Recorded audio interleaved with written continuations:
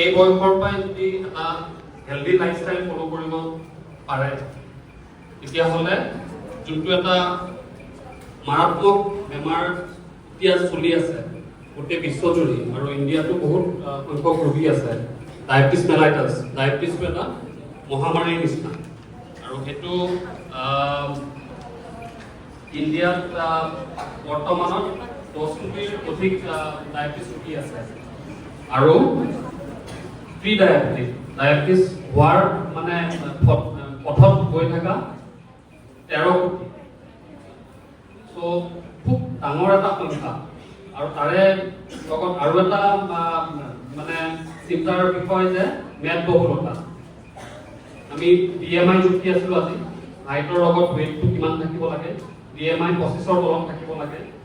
তো মেদবহুলতা যদি থাকে 25ৰ ওপৰত যদি থাকে গ্ৰেড 1 গ্ৰেড 2 গ্ৰেড 3 তো এতিয়া